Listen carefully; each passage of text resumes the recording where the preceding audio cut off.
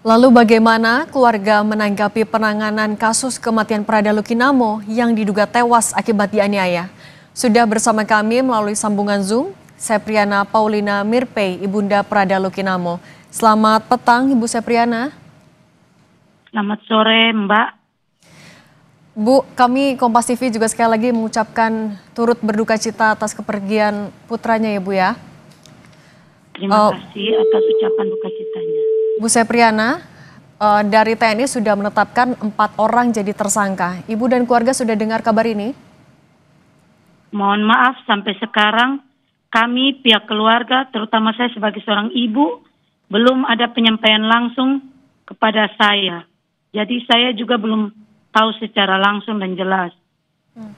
Terakhir komunikasi dengan Denpom TNI artinya sempat ada komunikasi apa Bu, informasi yang diberikan? Waktu terakhir saya di ND, kami mau berangkat ke sini membawa jenazah dari anak saya, dari Denpom ND sempat datang, hanya bertemu sebentar dan menyampaikan bahwa akan diusut kasus ini. Dan tidak menyampaikan perkembangan apa-apa lagi. Sampai saat ini saya belum dapat perkembangan yang lebih detail, Mbak. Oke. Artinya terakhir itu hari apa Ibu komunikasi dengan dari Denpom TNI? Saya komunikasi terakhir itu sebelum saya bawa jenazah malamnya. Kami berangkat itu tanggal 6 ya. Tidak salah saya. Sekitar 4 hari lalu. Ya, kayaknya tanggal 6. Oke, dan artinya sampai hari ini belum ada update terbaru apapun yang disampaikan kepada keluarga? Belum ada yang menyampaikan langsung ke kami, terutama ke saya, ibu dari Prada Luki, belum. Oke, tapi bagaimana tanggapan dari ibu dan juga keluarga? Sudah ada 4 orang yang ditetapkan jadi tersangka. Tanggapan dari saya pengen kejelasan dari perkembangan kasus ini secepatnya. Dan saya ingin semua pelaku dihukum. Saya ingin secepatnya saya mendengar kejelasan dari perkembangan kasus ini. Karena kami yang korban. Apapun yang terjadi, kami adalah korban. Apakah berhak seorang manusia diadili sampai meninggal? Hukum di mana yang menentukan seorang manusia diadili sampai meninggal? Apakah ada dia berbuat salah, dia membunuh orang? Ada laporan masuk yang dia membunuh orang? Itu. Kalau memang dia bersalah, adili dia secara hukum. Bukan adili dia sampai meninggal. Saya sangat kecewa kalau sistem seperti ini di sebuah institusi. Saya tidak menyebutkannya. Semua institusi itu ada hukumnya. Tapi kalau memang anak saya masih hidup, ini anak saya sudah tiada, mau dihukum mayatnya. Jadi sekarang yang diusut dan diperiksa itu bagaimana kematian anak saya. Bukan dicari-cari kesalahan anak saya lagi. Mau bongkar lubang kubur anak saya untuk cari kesalahannya. Kalian yang menghakimi anak saya sampai meninggal itu yang perlu dihukum. Itu maunya saya, Mbak. Saya sebagai seorang ibu bersuara untuk mencari keadilan buat anak saya. Anak saya sudah meninggal. Menurut dari Ibu Sepriana sendiri, penanganan dari TNI sejauh ini dalam beberapa hari ini sudah tepatkah Bu? Sudah cukup cepat? Saya tidak tahu perkembangannya. Karena saya juga kurang mengikuti berita tentang perkembangan-perkembangan ini. Saya kan masih dalam keadaan berduka, Mbak. Kecuali ada yang menyampaikan langsung ke saya, mungkin saya bisa tahu. Oke, Ibu terakhir juga sempat berkomunikasi dengan almarhum, ia sempat cerita ya, 20 orang yang melakukan penganiayaan, betul Ibu? Saya itu kan tidak tahu, kalau saya baca itu yang nama-nama itu sekitar 20 orang. Tetapi pelaku itu lebih dari 4 orang. Lebih banyak. Lebih banyak. Saat itu yang diceritakan. Jadi saya mau diusut secepatnya, Mbak. Diusut secepatnya, tidak ada pandang bulu. Mau dia perwira, mau dia tamtama, bintara. Kalau bersalah dihukum. Yang saat itu diceritakan oleh almarhum terakhir seperti apa Ibu? Dia itu hanya menyampaikan waktu video call itu bahwa dia itu dicambuk sama senior-seniornya. Waktu saya video call, dia di rumah mama angkatnya itu badannya semua luka-luka. Apakah pantas seperti itu? Dan apakah wajar? Dari cara dia meninggal saja kita lihat semua luka-luka di sekujur tubuhnya itu, apakah itu wajar? Itu sakit, itu wajar?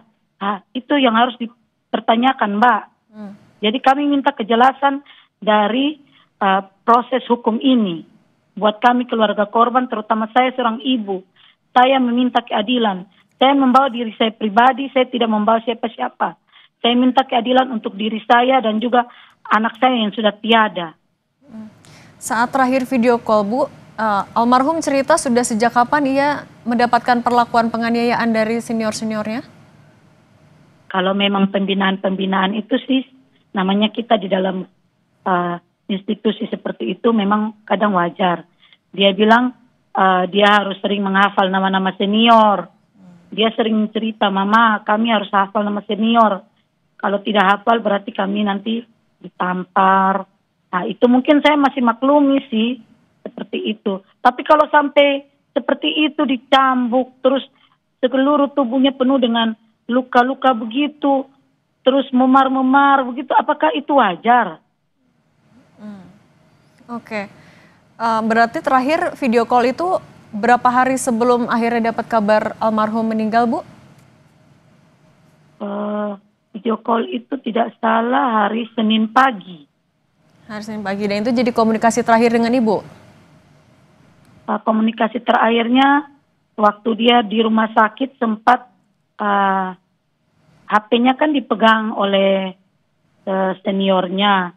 Jadi saya minta agar saya bisa bicara langsung dengan anak saya untuk melihat kondisi yang dia alami. Ternyata waktu saya lihat bibirnya sudah pucat sekali, seperti kapas gitu, dan di bibir bawahnya itu ada semacam kayak luka yang sudah mengering begitu. Mungkin entah itu karena anak saya, karena mungkin radang atau apa saya tidak tahu, tapi kelihatan sekali seperti luka yang sudah mengering dan bibirnya pucat sekali. Karena kan dia HB-nya rendah. Artinya Ibu kan yang juga menemani almarhum sampai menghembuskan nafas terakhir. Di rumah sakit juga sudah dalam kondisi tidak sadar ya, Bia? Saya menemani, saya datang di rumah sakit Airamo Nagikeo, anak saya sudah dalam keadaan tidak sadarkan diri. Dan saya tidak pernah berbicara dengan dia sampai dia menghembuskan nafas terakhir. Kalau almarhum sudah diotopsi belum, Bu, sebelum dimakamkan? Kalau otopsi ini kami kan masih berpikir kasihan kalau badannya dibelah-belah. Jadi kami pikir visum saja. Oke. Kalau dari TNI, Bu, saat itu memberikan informasi ke Ibu, apa yang jadi penyebab kenapa anak Ibu saat itu bisa terbaring di rumah sakit? Belum ada informasi apapun. Hanya saya tahu informasi itu dari dokter di rumah sakit Airamo Nagikeo, dokter di ICU. Dari TNI sudah sempat memeriksa dari keluarga juga, Bu? Maksudnya memeriksa bagaimana, Mbak? Mengumpulkan keterangan terkait dari almarhum, apakah dari TNI ada yang juga sempat meminta keterangan tambahan? Ada beberapa intel juga datang untuk apa yang ditanya, Bu? Kami. Ya, hanya bertanya bagaimana saya ke sana, terus saya melihat Luki sakit seperti apa, begitu. Oke. Dan kalau Ibu sendiri sekarang apa yang Ibu inginkan kepada dari TNI? Seperti apa penanganan yang Ibu inginkan? Saya hanya memohon dari hati yang paling dalam, saya sebagai seorang ibu memohon pada Bapak Denpom, Bapak Pangdam, Bapak Danrem, agar bisa segera mengusut tuntas kasus ini, dan pelaku itu semuanya tidak pandang bulu. Mau dia pangkat perwira, bintara atau tamtama, semuanya diproses. Jangan hanya janji-janji manis saja yang kami dengar. Apalagi saya seorang ibu, saya butuh kejelasan secepatnya. Ibu sudah bertemu langsung dengan pimpinan dari almarhum, Bu? Oh, kalau Bapak Danionnya kebetulan, mohon maaf, beliau sedang berada di Batu Jajar, ada kegiatan. Tapi beliau sudah berjanji kepada kami, saya dan suami, beliau akan datang ke rumah setelah selesai kegiatan di Batu Jajar. Oh, ada rencana berarti hari ini, Bu, akan bertemu dengan Danionnya? Belum tahu, Bu, karena kan kegiatannya masih di Batu Jajar. Saya belum tahu. Suami saya yang berkomunikasi langsung dengan beliau mungkin. Hanya penyampaian dari suami saya begitu, bahwa beliau sedang berada di Batu Jajar karena ada kegiatan. Oke. Sejauh ini juga kalau dari pengamatan dari keluarga, apakah penetapan tersangka ini sudah cukup cepat, Bu, atau Ibu butuh yang lebih cepat lagi untuk menetapkan apakah ada tersangka lain atau tidak? Kalau menurut saya sebenarnya harus lebih cepat lagi. Karena kan ke sana pasti dari satu itu bisa terungkap semua. Oke. Itu yang saya harapkan. Oke, itu juga tidak hanya harapan dari keluarga, Bu, kami juga mendoakan hal yang sama agar kasus ini diungkap secara cepat. Ibu Sepriana Paulina Mirpei, terima kasih sudah berbagi bersama kami.